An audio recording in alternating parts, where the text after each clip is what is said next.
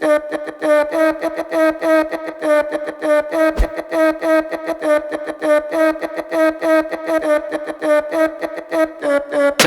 red, I made a name for myself. I can't lie, I'm doing well for my age. My dog said they're praying on my downfall. Well, they just choose in the casket, now they souls in the grave.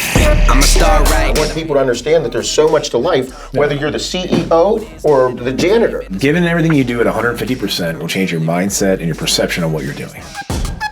Oh, you wanna know me? Well, I'm the man that you knew. Now you know. Welcome to the Now or Never podcast, all things entrepreneurship, business, people who just take life and kick it square in the ass with my beautiful co-host, my wife, Mrs. Brittney Rexius. Hey. Every week. Good God. Today we're going to go over a few things that just kind of popped up this week, honestly. Yeah. We've had 2 or 3 different young entrepreneurs in our office asking about, creating an LLC, bookkeeping, the advantages, the taxes, all that kind of lovely fun shit.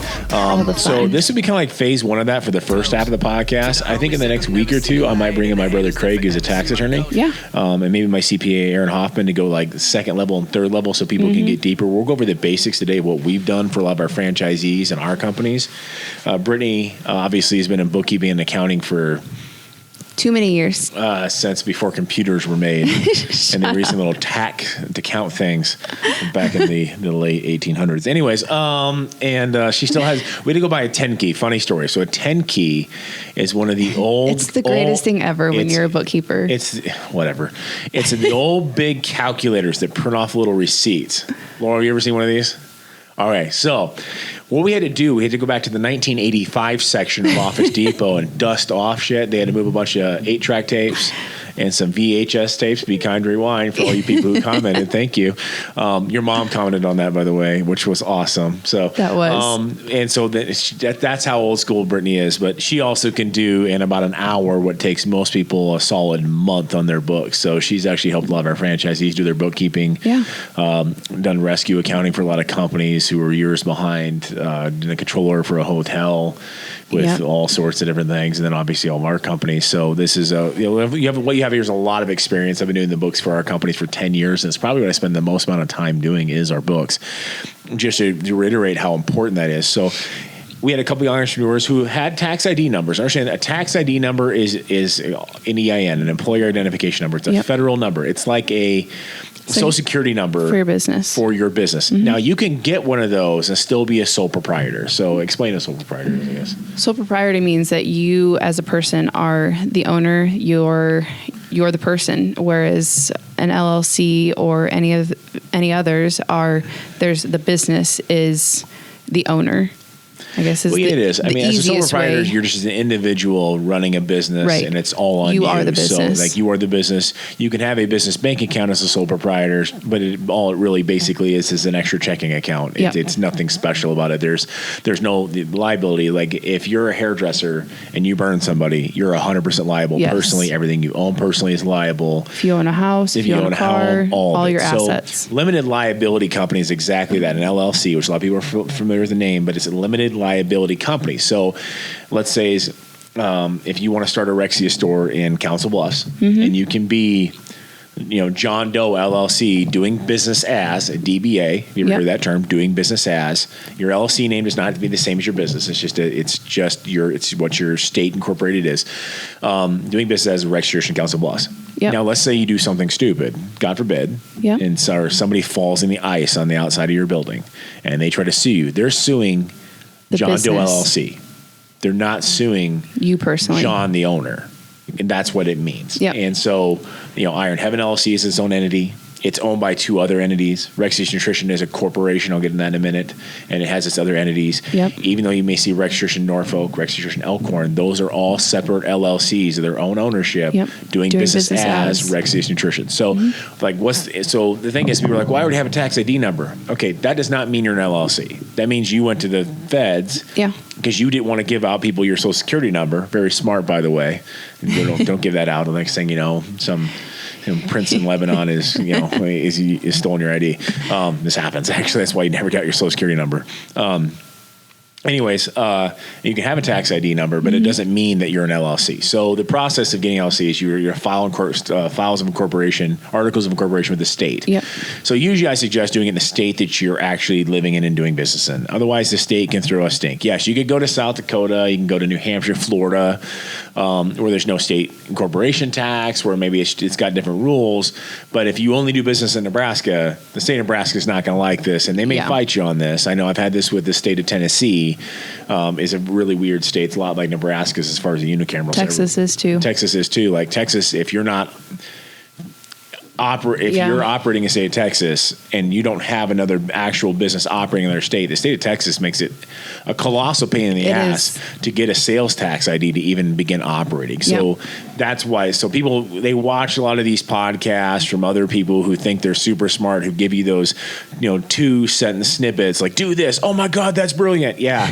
There's a lot more involved than that. Those people are looking for highlight reels to get a lot of likes on Instagram or YouTube. They're not actually giving you verified, worthful information like we are here. Yeah. Now or Never podcast. Changing one life at a time. Anyways, shameless plug. No, Be Kind Rewind. Be Kind Rewind. So, but all right. So I use rocketlawyer.com. You can go to an attorney. I don't think it's necessary. I did my first one ever was with LegalZoom First Couple. I do rocketlawyer.com. No, they don't sponsor this show, but damn it, they should. I've made probably 30 LLCs either for myself or our franchisees or other business partners to help them out. Yeah. Where basically you'll pick a name, whatever LLC you want to be. Like our daughter, when she was 19, we created one for her, Girl Boss LLC. Yep. Which wasn't used in the state of Nebraska because it's by the state. It's not federal. It's a state thing. They submit the forms to the state. The state approves the LLC number or approves that, and you get a state ID number. Yep. And then you need a federal tax ID and number. Now, if you do Rocket Lawyer, they're going to charge you like $68 to obtain this number for you. If you're really nervous, go ahead and pay the $68. If not, you can submit it for free. Is it free? Yeah, it's free on the IRS website. On the IRS website, you can take your articles of incorporation from the state of Nebraska, for instance, for John Doe LLC, submit it to the feds, and the feds will send you back a federal EIN number. I mean, you can get it in the matter of a click of a button through the IRS. It's instantaneous almost now. Yeah, so there's no reason to pay for it. And so now you have an LLC, you have articles of incorporation, and you have a federal EIN number. If you have partners especially, but a lot of banks do this, they may want you to have an operating agreement. You need these 3 documents to open up a business bank account, to actually have the real business bank account. Yeah. So when I ask people, like, do you have a real did you have to give them these? Well, I didn't have to give them anything other than my number. Okay, then you're not an LLC. Yep. It's not a real business bank account. You get many more advantages as business accounts than you do individual, by a shitload, actually. So, articles, an operating agreement basically says, because there's money going in. If you have partners or you don't have partners, if you have a spouse, maybe his or her name's not on your LLC, but in the state of Nebraska, they still own 50% of your shit, which is awesome for couples like us. Bad if other exes and stuff. That's a whole nother podcast. Whole nother podcast. Still paying that shit off. Anyways, so 20 more months. Who's counting? Anyways, so. I can't wait to say it in the podcast. Yeah. If you're listening to this in the car, I'm sorry if you swerved off the road.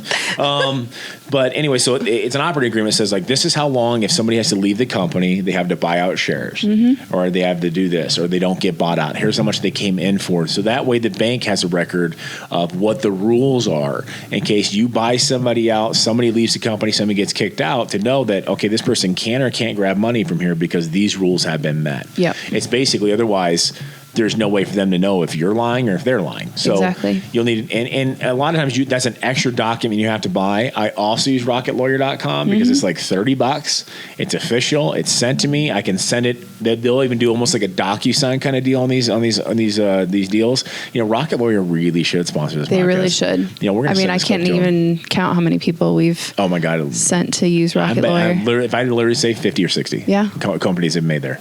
So anyways, you can do it there. They'll email it to their email. They can sign on their phone, send it back. You've got a completed document. It's saved on their cloud. You've got it. You've got everything you need.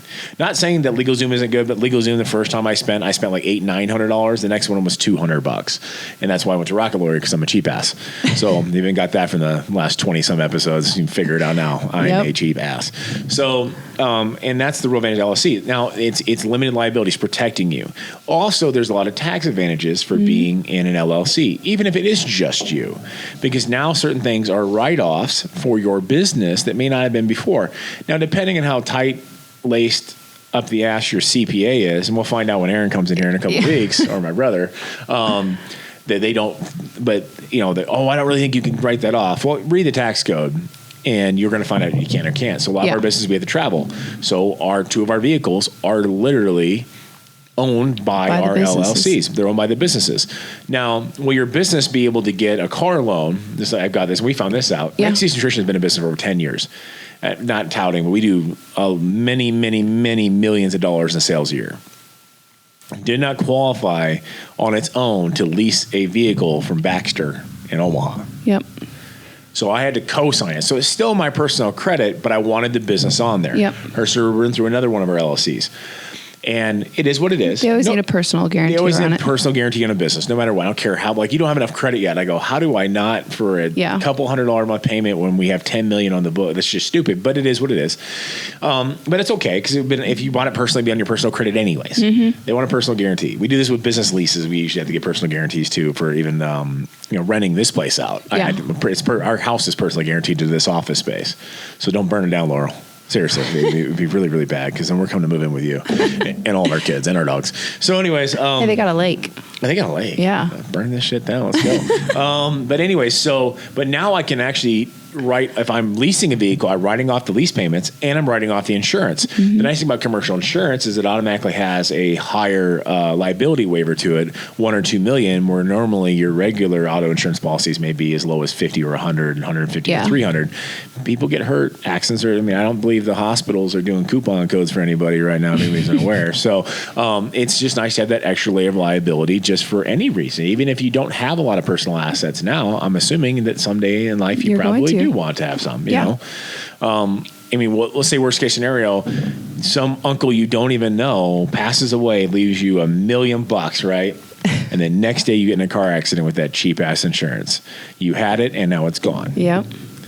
It literally. So it's just one of those things that but right now, if you're an individual and you're in business and you just have your own car lease, and you have your own insurance, that's your discretionary income post-tax, you've already paid taxes on, that you are just literally paying these companies with no recourse. It's just your discretionary income to spend.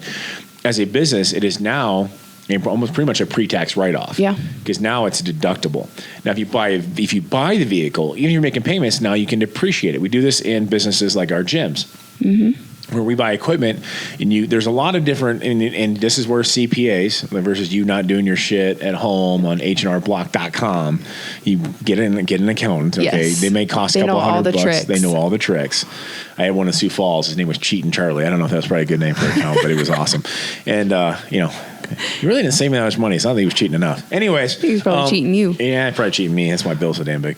So, but you can do accelerated depreciation. That means you write off 50% of the value of the purchase this year, and then for the next 6 years, you write off the other 50%. Yeah. So it gives you a tax advantage for investing in your business. Mm-hmm. This is how a lot of big corporations in America were like, they paid no tax.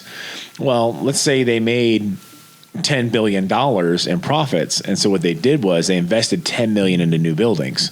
They wrote off that $10 million on a Section 179, which allows 100% write-off if you want to do that. I talked to Aaron about that this year. And you can write certain things off. So that's why I go, why give the government a free gift if you can invest in your business, create more jobs, create more employment, create more wealth? Yeah. That's how a lot of those tax codes work. To get people to spur the economy and invest in people. And we've used it in our gyms. Because of the write-off, we were able to do a second gym much sooner, 3 years sooner than we thought we could for Iron Heaven. And then we're like, okay, that did well. And then we're like, okay, well, let's invest in the first location and double up equipment. So when you guys see us buying new equipment, it's not just because we love everybody, because we do. Yeah. And not just because we want new equipment for ourselves. We do. But also we're like, okay, well, let's make sure we keep our members happy and invest in the business, but also it's good math. Yeah. If I can pay the IRS $5,000 extra in income tax, or I can buy you guys the new Gluteator machine. Yes. Which is like an 8-week waiting list. So excited for that. The ultimate butt machine. I can't tell you. I'm excited. Really I'm use it. excited. She's excited. To use I'm it. excited. But why would I buy $4,000 machine? Well, because the members like it. It creates our business. It keeps our business strong. Yeah. We have the best stuff, but also it's smart math financially. Yeah. I mean, a lot of times at the end of the year, you see so many different businesses and they're like, oh, I've got to go spend money. They have to go spend money so that then they can write it off. And if they know that they have made too much this year, they know with their CPA's help, okay, I have this much money that I need to spend so I can get the best tax breaks possible. And so you'll see new cars being bought by businesses or new land or all kinds of different things. And the thing is, like, all you guys maybe are new in business. You're listening to this and you're like, I'm not in that boat yet. Well, I didn't think I'd ever be in this boat either. And here I am to a certain degree. And even if you're not, even if you're just starting out, you should be able to write off other things that you're doing. If your cell phone is for business, write it off. Your car insurance, you're like those liability things. It's just smart. It's just smart math. It just is. Eventually, who knows? In 6 months, your career may jump, and you may need to rent an office space. You may need these things, and it's not like it happens overnight. You can do it pretty quick sometimes, but when those things happen, like, you want to be ready. So don't prepare for where you're at right now. Prepare for where you want to be in 6, 12, and 18 months, and maybe 5 years, 10 years, 15 years. Like, prepare for that. Don't wait for it to go, oh shit. That's just, if I don't have my Flex Seal, you ever seen the commercials where the jug is leaking? If I don't have my Flex Seal when the pipe burst in my house, I'm like, fuck, water, hold on, let me run to Menards quick. It doesn't care. So that's how life is. Yep. The Murphy's Law.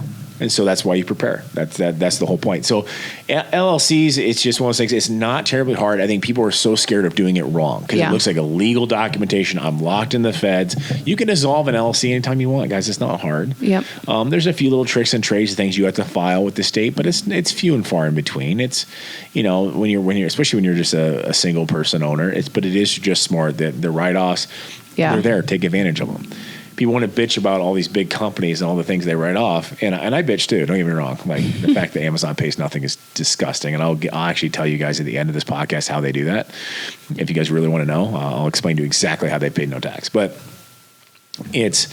even though it is disgusting, you should be allowed to take those advantages if you're out there working. Because the fact is, if you're a business owner, the reason I think you deserve to get some extra advantages is because you're taking a chance with no safety net. Mm-hmm. Without risk, there is no reward, and you're taking a risk that you may fall flat on your face. And I can tell you straight up right now, I have fallen flat on my face a hell of a lot more times than I've succeeded. But the 3 major successes of my life have superseded all those failures. Yeah. But the simple fact is, I've been bankrupt. Literally. I've also been homeless, as many people. Literally. So I took risks that other people didn't think were smart, but allows me to do things later in life that they only wish they could do. Yep. And so that's why you get those advantages, because a lot of you are maybe on your own now, but you may be in the position to employ people later. Yeah. You allow them to make income to put food on the table for their kids or their spouse. And that's huge. It is very big. Like I explained to my 12-year-old daughter yesterday, she got a lippy. I said, do you understand if these things aren't there, 200 people through all of our companies don't have jobs across 7 states. Yeah. She said, well, you would. I go, no, I like to work. I love what I do, but there's a reward for that. Without that reward, I don't go take that chance. Yep. I'll do something else. Yeah. I work a lot of hours. I work 80 hours a week, pretty much nonstop, 7 days. I don't get days off. Now, I signed up for it, and I like it, but at the same point in time, without that reward option there, I would find other things to do. Yeah.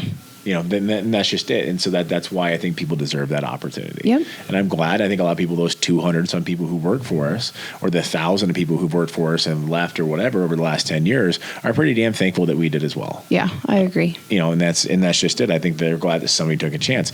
I'm glad that whoever thought of Dairy Queen originally, good for you, dude. Like, I love ice cream. Swirl on the top. Whoever thought of Hertz Donuts, Hertz Donuts needs to sponsor Whoever this thought shit. of Red Vines. Red Vines are shit. Whoever thought of Twizzlers should be on Mount Rushmore, the fifth face, in my opinion.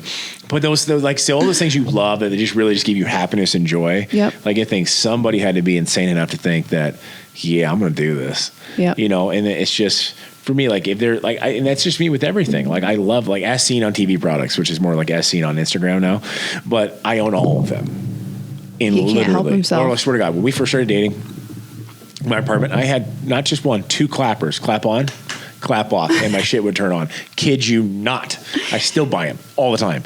But we have to go down the As Seen on TV aisle no matter what store we're at. And I buy something because I just impressed like a by kid the in a process. candy store. I am committed to having an As Seen on TV or As Seen on social product at some point. That has nothing to do with health and nutrition, just because I want one. I've got an idea. It's on the board.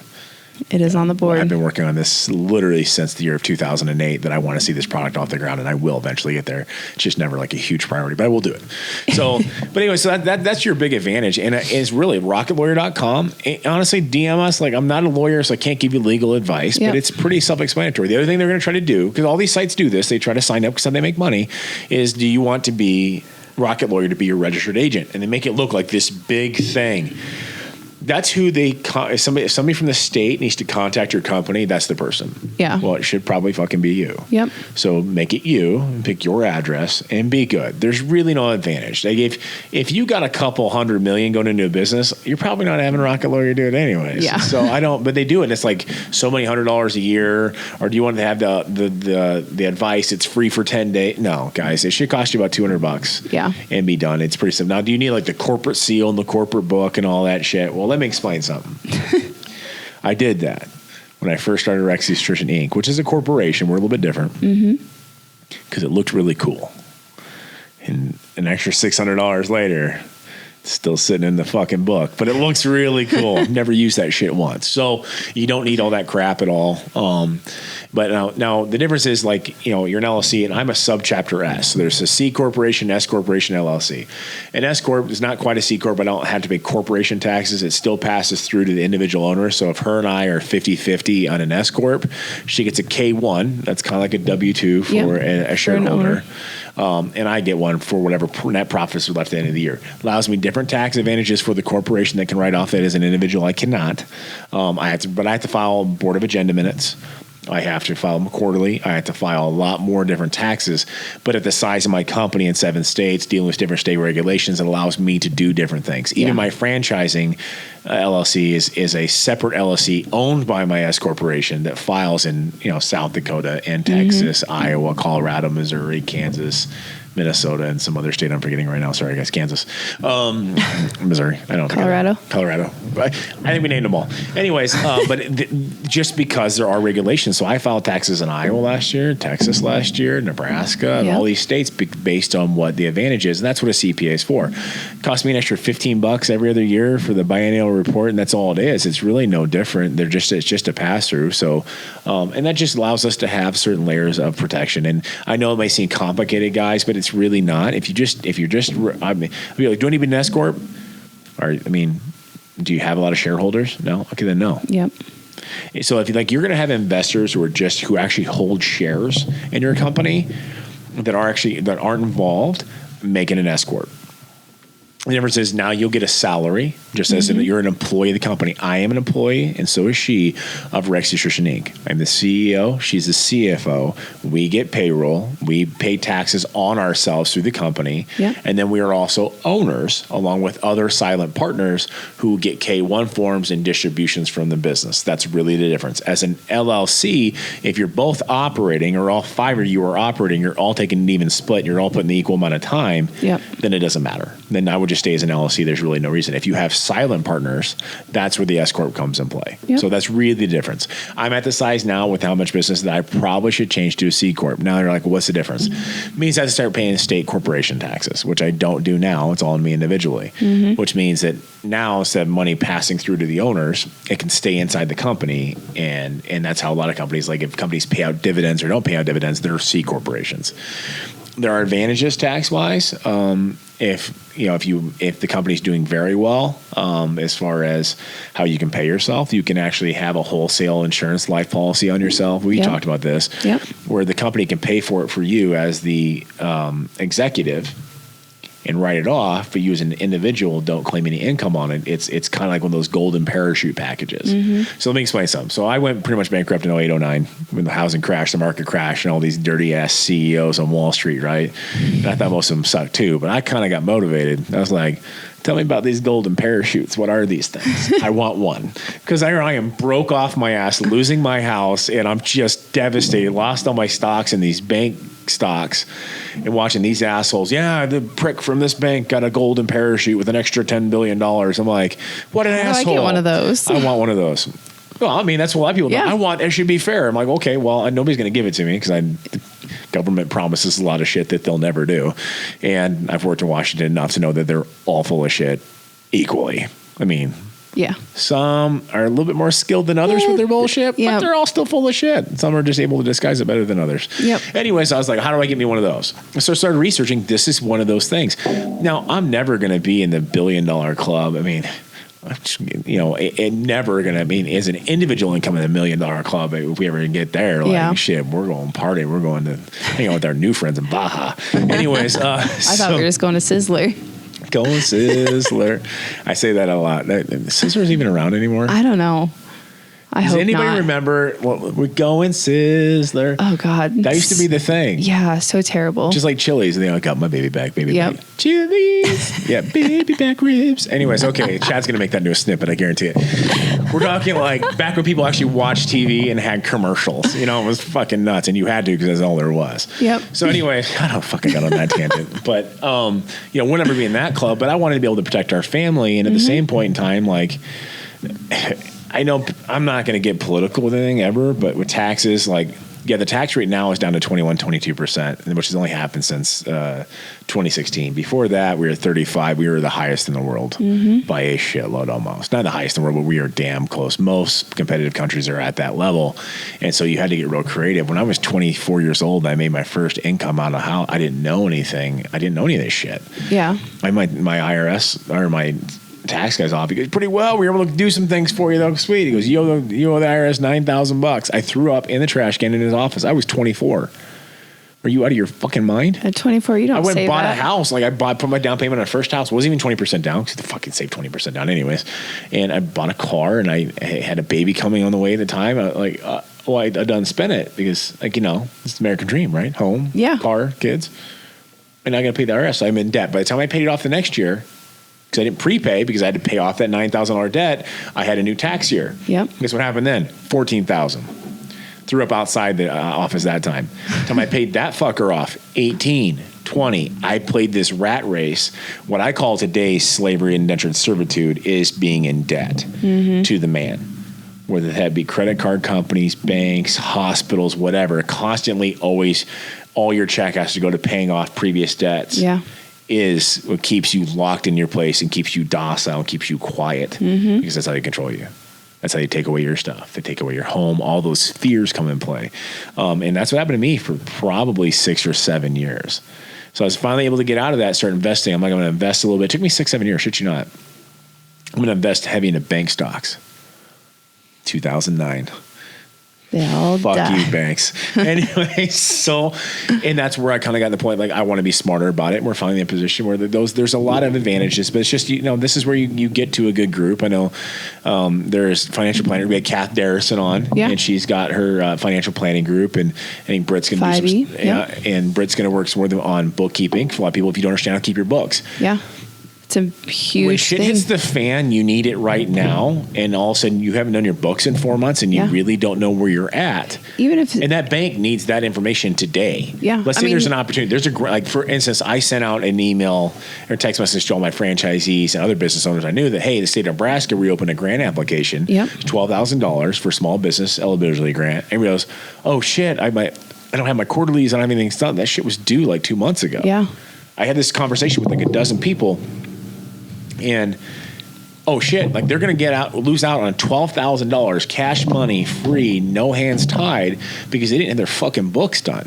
So this is where bookkeeping comes in play. It's real simple. Either you want to learn how to do it, Brittney will show you, and through their services, or you want somebody else to do it.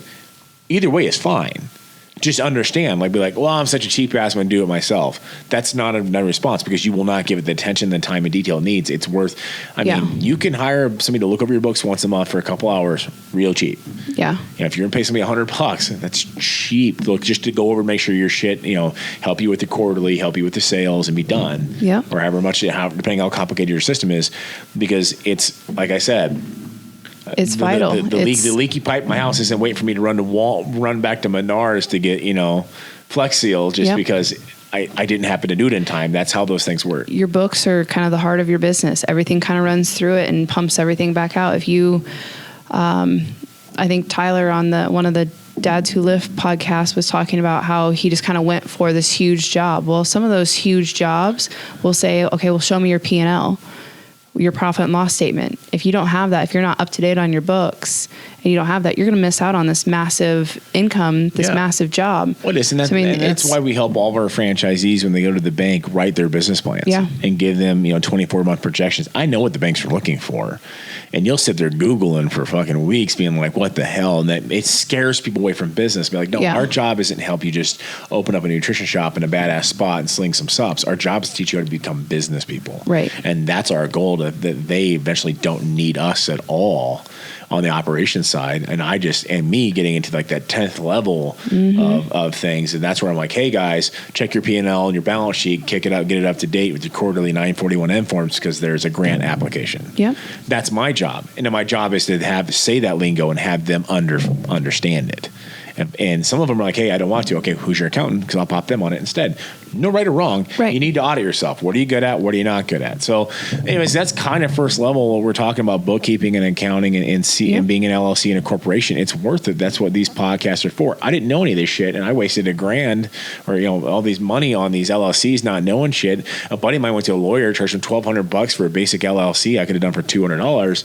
Well, $1,200 is a lot of money, especially for anyone who's just starting out in business. Shit, $200 is a lot of money for a lot of people. So this is what we're here for. I think we'll bring in Craig Benson's my little brother. He's a tax attorney. Yeah. And maybe Aaron Hoffman, who's a CPA from Muncie, either get them to zoom in or come in and pop down and talk about the more idiosyncrasies. Kind of got brought up recently, like Craig brought up to me, because he's just into this and it's his bag. He was in school when the 2016 tax law got passed, so he's really up to date. And he started talking about these red line districts they've talked about with impoverished areas, realizing that people didn't realize this in the 2016 tax law that got passed. They got enacted in 2017. Is there's now I forget what they call it, but it's an operating tax zones. So if you want to go invest money in these impoverished areas, you'll pay no capital gains on anything you do to that property for 10 years. Yeah. So what you're seeing now, because as we've tried to buy land, all the value of the land in all these impoverished neighborhoods has skyrocketed because now it's worth a shitload of money. So the people who live in those neighborhoods, literally all over the country, have gained tens of thousands of dollars in wealth on the value of their property because people with investment money, like, let me explain this. We aren't at that level. We found out after the Dans were in here and you guys saw us on camera, they laughed and we're talking about a $5 million project. And I look at Brett, I go, shit's never happening. Yep. You only need 10% down. Who the fuck has $500,000? Who else half of that? Yeah. I have a quarter of that. I don't think I get my hands on a quarter of that. Even if I really talk people into some stupid shit, which I'm very, very good at talking people into things they don't want to do. So that's how I got her to marry me. Anyways, it's just out of my wheelhouse. Yeah. But there are people with that kind of money who are looking for land because they're not making any more of it. Land, for the most part, never loses value. And these impoverished areas now, it's all over. Every city. I don't know where the website is. I'll find it and I'll post it. I'll have Craig talk about it. But he sent it to me in every single major city in the United States and every single state. Yeah. There are these red line district areas that are now opportunity tax zones for anybody who wants to invest and build buildings and put money. You pay no. So if you buy it for $100,000 and it's worth $2 million, there's no taxes. There's no capital gains taxes at all. Yeah, that's usually amazing. Capital gains taxes are what? They've changed now. They were 35, 38%. It all depends on the tax code, obviously, of the state itself. But now there's none of that now. So there's money flooding these areas. So if people are looking like, God, why are these buildings in downtown, Omaha all of a sudden just gone through the fucking roof when they used to be shitholes? That's why.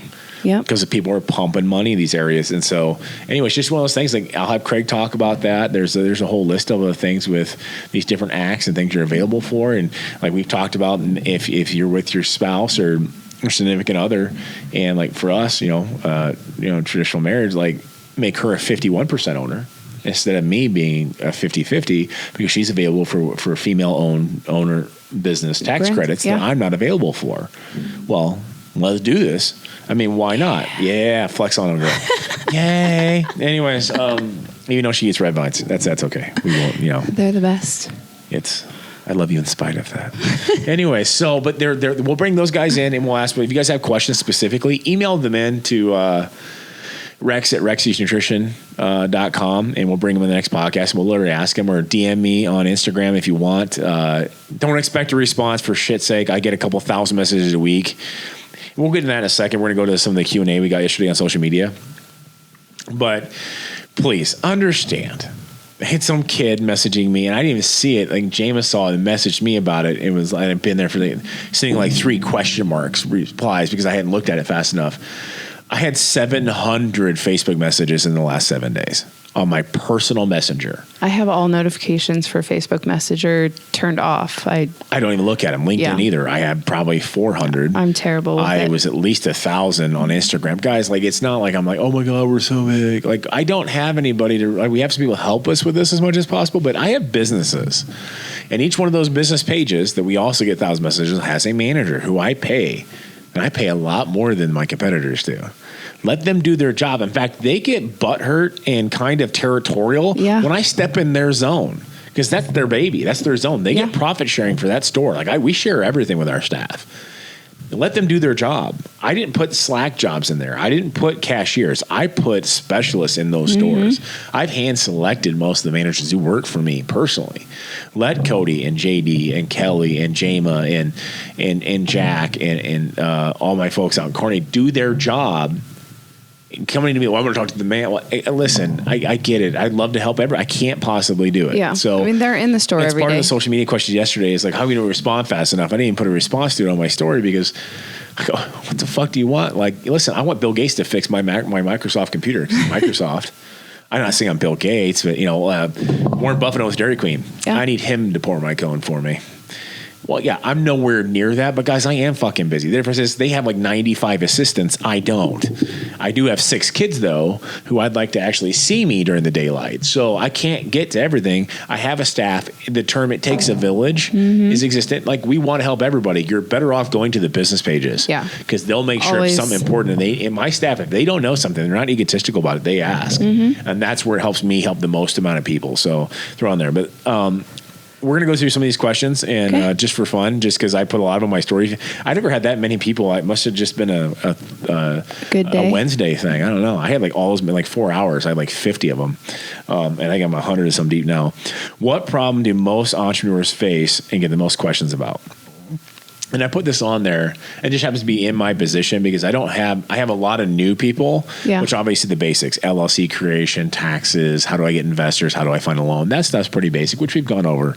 I'm going to touch on the more existing ones who follow this podcast, and employees is always the top one because once you get there, and it's tough. It is. We talked about this in our podcast, which actually airs today, about, how you move to the next level. Like, when you pivot, like how you have enough business for employees. And then you get to the point where now we're like, okay, in a small business, you're so appreciative of your staff, unless you're an asshole, which we're not. We're very appreciative. We understand that people are the asset that matters. That's it. That's why I pay my staff more, because I understand that people can love me on this podcast all they want. They can love her. But if I hire an asshole to run one of my shops, that's all they're going to remember. Over. Yep. Especially in today's competitive market. So the thing is it's hard because you have a sense of urgency as a business owner to constantly be on point because it's your baby. And you don't ever understand why the employees don't have the same sense of urgency. And it's aggravating. They shouldn't, and they're not going to ever have that same sense of urgency, but hopefully there's enough respect that they understand that just because you clock out at 5, that my kids' ass is on the line come Saturday, Sunday if you didn't get me set up for the weekend. Yeah. You get to clock out, understand, and have the respect that your bosses don't ever get to. You maybe could forget it for the weekend. We're the ones left holding the basket. So there needs to be a certain level of respect. I don't expect you to have the same sense of urgency, but I do expect you to have the same respect. Also goes into accountability. Yeah. Because you become such good friends with your staff that I don't hold them. This is my biggest failure. Big time. I don't hold them accountable because they're like, well, yeah, but they got all this going on in their personal life, or they got all this, and that's just not really his bag or her bag, and I just don't. I'm going to talk to him, and then I don't. And it's funny, some of my managers yell at me for not holding other managers accountable. I don't hold them accountable either. They don't seem to bitch. It's kind of crazy. And this leads into the next problem, is employees start to lose that respect of authority. Yeah. They don't have that respect of. You start to blur that line of friend and boss. and boss, and it's I hard. would say this 90. I'm going to go up and say 98% of the time with employees, 98 out of 100 will not respect that line of authority. That when your boss says something, whether he's your best friend or she's your best friend or not, that's the fucking law. And deciding that you're not going to listen to them now is insubordination. The difference is as bosses, we need to hold people accountable and be like, okay, that happens again, you got to go because you'll become a cancer inside the company. And this is where I have not succeeded. This is where I have failed miserably. Not only lost employees, lost friendships over it because I waited so long that it was like a child that got to let run loose, and all of a sudden now you try to put rules down. Yeah, it's bad, and it's happening. It's happened recently too. It just is, and we have so many companies now. It's hard to be like, okay, well, fuck it, I'll deal with it next week. Yeah, because we're so busy. You just don't like to upset people. I don't like to upset people, I'm very empathetic. I have a lot of empathy. I empathize with people's situations. At the same point, every time these people do this, they leave us holding the fucking basket. And the problem is now our family has been taking a hit from it because I have to work so goddamn much. Every time people short notice same day, and it's always a legitimate excuse from certain people. Yeah. But it doesn't make it any different than I'm still left holding the basket. And the thing is, for me, it's like, it's okay if it's one person. We have 3 people do it in the same day, which has happened this week. And all reasons being legitimate or otherwise. It still is a problem because my kids are the ones who don't get to see me or her. We have our kids, you guys work all the time. Yeah. Well, I got to pay for your shit. So that's the biggest problems in my opinion. So this one was good. Biggest advice to someone unsure about moving to a new state and starting all over. Do it. Take the leap. The net will appear. It's very business. Mine was different. Yeah. I asked them, like, what are they moving for? Like, to decide whether or not to move. Is this going to further your career?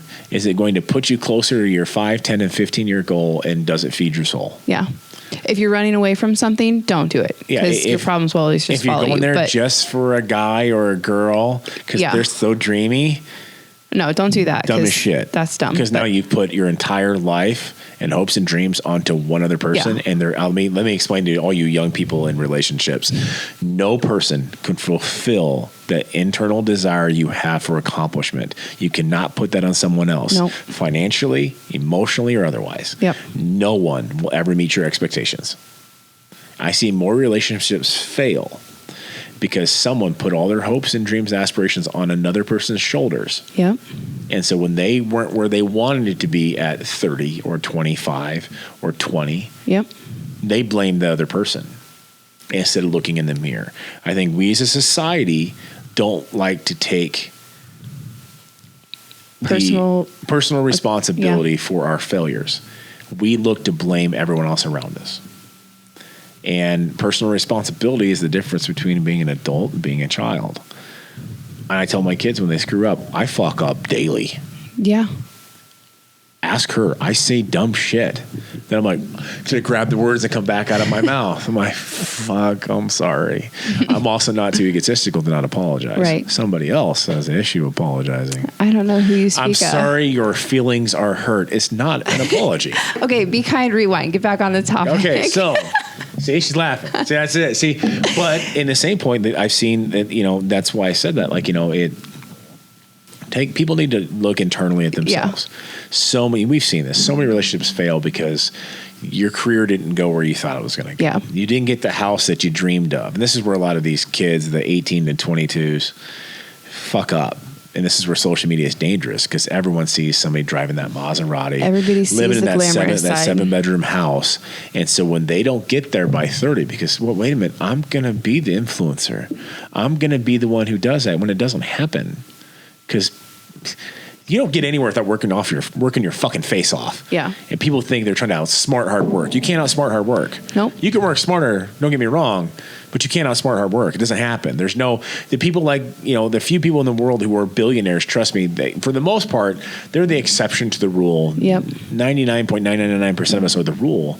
And, if I win the lottery, great. But guess what? I'm already working my ass off anyways. Yep. I'd rather under-promise and over-deliver myself. That's the goal. So don't put those expectations on yourself. Don't be with somebody else just because of their end financial goal, or they're like, we're going to do this together in 5 years. Well, you're 22. All right. You'll be a completely different person at 28. Yep. You'll be a completely different person because you're gonna grow. You're going to mature. You're gonna be a completely different person again at 34. At 35, 34. We were completely different. 21, 28, and 35, completely different. Like I wouldn't recognize myself. And because of that, so you base that with the other person on what their moral and value structure is. Where is their subset value structure? Yep. I see a lot of people being like, well, you're kind of despicable with this, but God, they're good looking. That's a really stupid fucking reason. So, but anyways, that's just my 2 cents. So, but don't let fear hold you back. Don't let fear ever hold you back. From the fear of the unknown, more money is wasted on indecision than a wrong decision every day of the week. If you don't make a change, nothing usually ever gets better. Yeah, and nothing amazing comes from a place comfort. Of comfort. Yeah, ever. Nothing great comes out of a comfort zone ever. So, where do you see Rexius 5, 10, 15 years from now? Anything new coming soon? I kind of touched on this in like 3 little parts. I would say Rexius corporations as a whole. So if I have more franchisees going to the bank, COVID's made it a bitch. If they get them, great. If they don't, whatever. If I have 100 or more stores in 10, 15 years from now, great. If I have one more, cool. Yep. I literally, not because of a financial reason, because I understand the main reason why I franchise is I want other people to have the same joy I do. Yep. So if my franchisees are making good money, got their loans paid off, feeding their family, got that extra time you get to have as a business owner, and they're happy and they're loving what we do from the corporate end, I'm good. Yep. That means there's 150 franchises or the 16, 17 we have now are still there, churning and burning. I'm good. Yeah. Like I don't have like those financial things we just talked about. I don't have those. Yeah. We want some. Don't hear me. Brittney and I want some dumb shit. Oh yeah. But, I mean, who doesn't have dreams for wild, I also crazy? know that I'm not going to have the certain house other people have at that certain vacation home unless you guys really want to monetize the fuck out of this podcast. I'm not going to have the $7 million vacation home and all that shit because I have 6 kids. Yeah. And I want. No, but you get the point. The point is that we decided to have a lot of kids, and that's my legacy. Yeah, that's more important to me than buying a 50-acre with my own boat and all this other crazy shit, or having my own spot. Like what I'd like to have a vacation home. Yeah, we've talked about it. That we will have eventually. Eventually, but it's not going to be anything glorious. That's not going to be big enough for our kids to even come visit. That literally is going to be one bedroom. It's going to be like a hut. Peace. Oh, can we come? On the beach. Sorry, it's only 800 square feet. But you guys, there's a motel down the street. That's all we could possibly ever afford, more than likely. Anyways, and so, but that for us, and that's where the Rex is. As far as the gyms, we'll keep expanding. We want our own buildings. We're going to make them the best facilities possible. We ever have another one, we almost bought a third one, and I think right now we're just really focused on giving our existing gyms. Yeah. Double their size. Yep. Locker room, showers for our south location, owning our own buildings, making it the best for CrossFit and powerlifting and bodybuilding and gym pop, and everyone having their own area in a very supportive, 100% positive environment with no bullshit contracts. Yep. With no stupid yearly fees. Yep. 24-hour access, conveniently open, locally owned in Omaha, Nebraska. And no douchebags allowed. And no douchebags allowed. Brittney just did a video. No douchebags. Like, listen, dude, if you're at the gym dropping in a girl's DM more than once, you're the douche we're talking about. Yep. Have some balls. Wait till they're done training, because women have as much right to train as men do. Yep.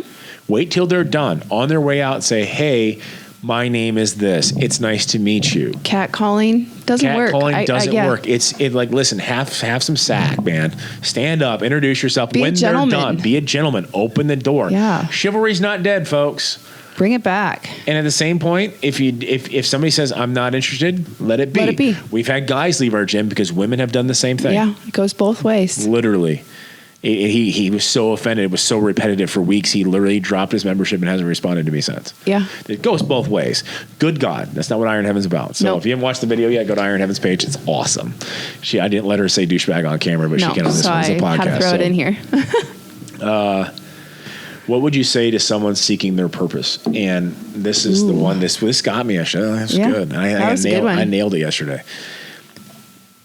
a lot of people define themselves by their career. If it hasn't happened by your age yet, for instance, it will happen, especially as you get into your 30s, is that's part of the mental cycle of a person is becoming an expert in their field. And it's a lot of validation for a person. Yeah. Find a career that not only feeds your family that you enjoy, but also feeds your soul. Yeah. That you feel like you're paying it for, that you're leaving this world and your family in a better place than when you found them. If you can do that while putting a check, there's a sign over there that says, make your passion your paycheck that's in my hallway. That's literally it. Yeah. Now, here's the beautiful thing. And over COVID and all this crazy shit going on, some of you might have, this actually might be a better time. Some of you fuckers have some extra time at home. Get to work. If you're sitting around dreaming about all the shit you're going to do when COVID's done, figure out how to make it happen. You're being an ass. You're at home more right now. You have no reason not to have 1,000 fucking side hustles right now. Yep. That little notebook that we talked about. Yeah, they're on their way. Write them all down. I just approved them this morning. They're getting shipped down. We'll get you guys that notebook when they come in. Write it down. Watch YouTube videos on how to do it. Yeah. Start writing the steps. Start writing shit down and try it. What's the worst thing that happens? Say you do 10 of them, 10 side hustles, and 9 of them suck shit, and that one takes off. Yeah. It only takes one. Yeah. And so right now, find something that feeds your family and feeds your soul. You're good. You done made it. Some of the happiest people I know are totally cool, making 35, 40 grand a year. Kids are healthy. They're good. They don't need, they found that the materialistic possessions, having the boat and having all the keeping up with the Joneses shit doesn't actually fulfill you. Because at some point in your life, you're going to hit a point where it's not all about money. Yeah. We all need it. Don't get me wrong, but it's not about keeping up with the neighbor. You get to a point we've got into this track too. Don't act like I haven't. Like I've done stupid, but I had a new car every year for 6 years. That's also around the tax time. That's another reason why I couldn't afford my taxes. I was an idiot. And I put a lot of miles. I was 20,000 underneath vehicles. Just stupid. And we found ourselves in this position, this last couple of years too, that we had doubled down. And I always bet on myself, and I'm very risky, but we had too much debt. Yeah. I don't like being in debt. And so COVID taught us a lesson that, all right, well, fuck everybody else. I don't care if this person's doing that and this person's driving that. Let's be happy where we're at. Let's pay off our debts and realize that being debt free is a freedom that very few in our society get to enjoy. And that's something that I would like because it leaves me open to doing things. I said in 2008, 2009, after I lost my ass, that I wish it had been in like my dad's position or somebody older and had an extra 20, 30, 40, 50 grand, or some of these people have hundreds of thousands. I don't know what that's like, but had this extra money. And that way when the stock market dipped, I could invest. Yeah. And here I was 10 years later. I'm like, I ain't got shit. I got a lot of bills to pay. But we were able to, with everything that happened, able to scrounge up some money and put some in the stock market into stocks that I called utilities that I knew would go back up. It wasn't nearly what I thought. I thought I had another 10 years before that market crashed, and it's always been future Tim's going to do that shit. Yep. Current Tim's broke as shit. And that's the kind of things that just lesson. Like, we don't know when any of this nobody was prepared for this. Nobody knew this was going to happen. Not in the economy we were in. The stock market drop, never. This taught us lessons that we don't want debt, that we need some savings, that we need to have a couple months in the bank so that we're not stressed, figuring out where the next food, how we're going to pay for food that night. We don't ever want to feel like that. Yeah. So we just took it as a life lesson, that's where we're at. So, and we're lucky enough to be in the position where I'd rather feed the soul than absolutely than buy shit. So, the biggest problem with social media. This might be the last one of the day. Ooh, everything is fake. Everybody's full of shit. I think social media has allowed too many people to talk shit without getting punched in the face. Yeah. And the nicest way possible. Like, I had some dude, I didn't even know this till this week. It was like days after it got posted. Some ass, so check this out. So some ass who owns some shop that I've never even heard of in another city that I don't even own stores in. I have franchises, but I don't even own. Tagged me and went to my other thing because I wasn't even friends with the dude. And so when my staff members saw it, and my managers, anyways, saying that I'm going to cry about selling Axe and Sledge because he already got busted. Because it's an exclusive brand, this Axe and Sledge.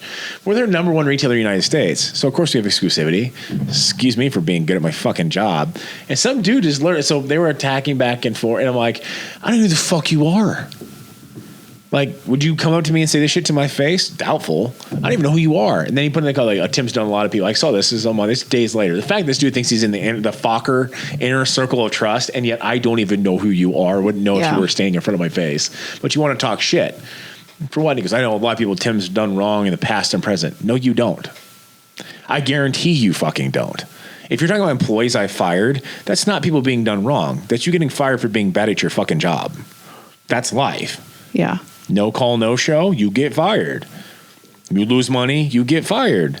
Even for us, fuck, we'll give you 800 chances. If you got fired from Rexius Nutrition, you had it coming. You did something wrong. Because I'm the captain of 1,000 chances. Yeah. I'm the easy mark. So bullshit. But it's just funny that people I had no idea, who don't know me, who've never met me, who do anything, can talk shit just because of their jealousy of my success. Social media can be an amazing thing to connect people, and it can spread awareness for a lot of things. Sure. But my God, there's so much fake on there, and everybody thinks they need to look like the next person, and comparison, and what it's doing to our youth's minds, because they're seeing all this stuff and they have such easy access to it.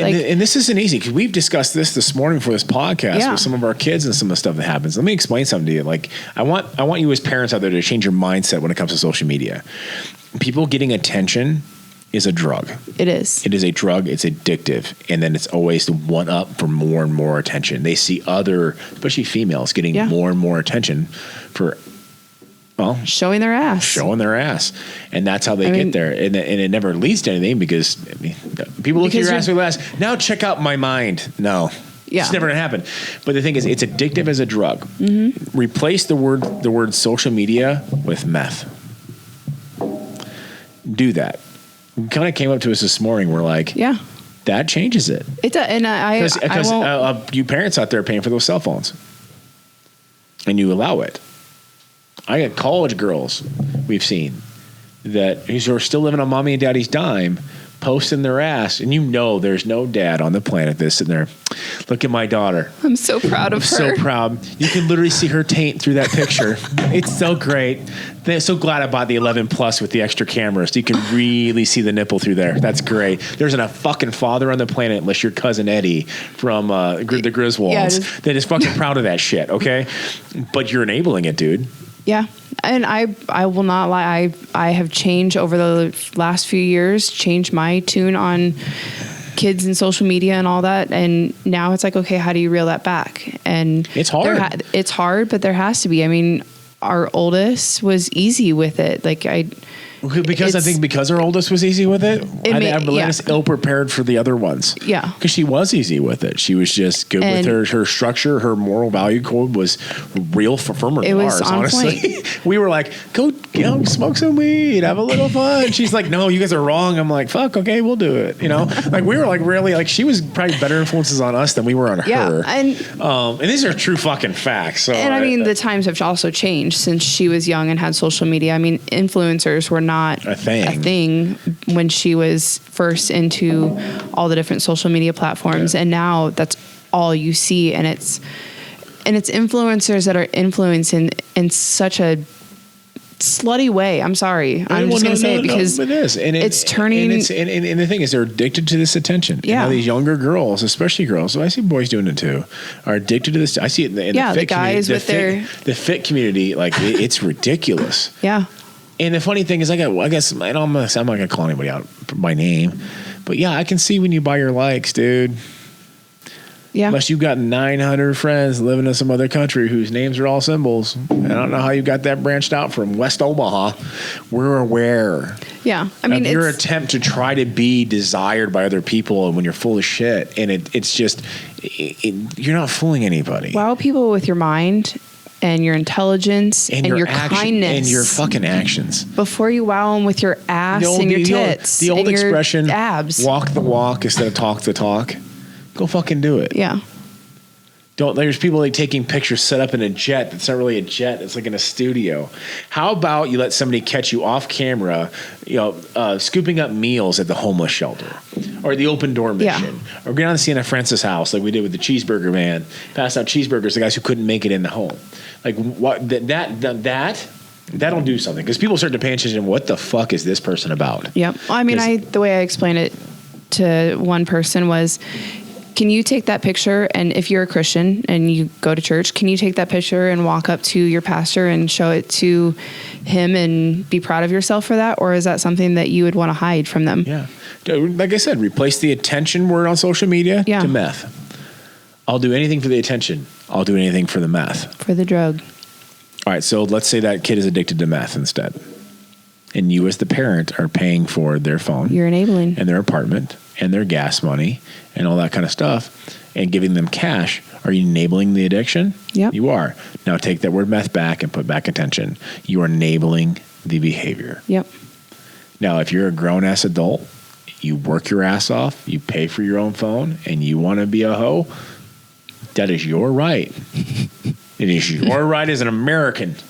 America, baby. Like, listen, I think a lot of people do a lot of dumb shit with your freedoms. Yeah. And I think it's fucking retarded that I would advise against, but you do you, boo-boo. Yeah. Like, listen, if you want to go get a giant penis tattooed on your forehead, I'm going to gauze against it. I'm going to be like, you know what? I probably wouldn't do that. But that's your right. But you know what? At least go to a good tattoo artist so you get some really good, design. You don't want like a shitty dick on your head. So now that is a snippet, folks. But that's the beautiful thing about it. You can do whatever the fuck you want. Yeah. But that's your choice when you're paying the bills. For us as parents, I think we need to take more accountability with what this is doing to our kids. Yeah. And I'm not scared for our kids. We have to man up as parents. Yeah. And start being like, no, I'm sorry. I don't care if you fucking like me. We're in the I'm sorry. Fucking hate, like literally don't everything. like me. Cool. Don't give a shit. Not a democracy. It's a dictatorship. Now you're lucky because I say this because I'm a benevolent dictator. Like, I'm very nice, but until you pay your own shit, but we also don't use money to enforce our kids. Yeah. We're just like, hey, listen, you can do you. I'll let you do you. Make your choices. Make your mistakes. I'm not gonna pay for it. Yeah. And that's pretty much how we parent. We're very chill about it. Yeah. All of our parents were like, you do this, I'm taking all this money away. You do this because I pay for it. Like, I'm not going to do that shit. Yeah. I'm going to say, listen, you can do you. That's fine. I'm going to do me. Cool. You have a choice. Okay, cool. I'll give him my phone back. Mm-hmm. Okay. Well, there's jobs, man. Get out the one desk. I know there's you can pick up dog shit down the neighborhood and make $20 a yard. Yep. Shit, yeah, I did. I actually picked up dog shit for a living. So I got to do whatever the fuck I wanted. That was me, though. I didn't want my parents to tell me what to do. So I made my own money. Bought my own car. Bought my own stereo. My dad's like, you'll ruin your hearing getting 4 DVC subs in your car. No. Bullshit. Now I can't hear a fucking thing. He was right. But I went out and made the money, and I put the biggest fucking set of subs in my car that money could fucking buy. You just think of those memories. I could when I can't hear anything. So, anyways, we can go on all day on this, but thank you guys so much for watching. If you have questions, this is the best way to get at, social media, on Instagram specifically for me, Timothy_D_Rexius, Timothy D Rexius on Instagram. Don't expect a response, as I said, but just drop message. You got questions? Pop in. I screenshot and save them. Our assistant does, and we get to attack those here in the podcast.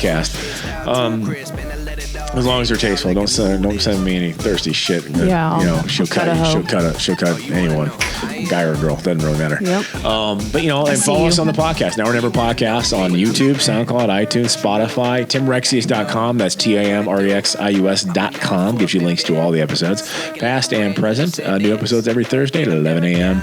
And I actually haven't posted ours today, and that's right now. So, okay. Thanks, guys. See ya. Story is you are you, and I am me. Just be. I'm a gentleman, now I'm settled in. Even when they said don't let them in, I said guess again. What's the way I walk into a room and everybody stare? Godfather like presence, everybody know I'm here. Stepping right into my office, pouring bourbon on the rocks. Toast to the homies that could never see the light, and the haters that forever see my ghost. What a night.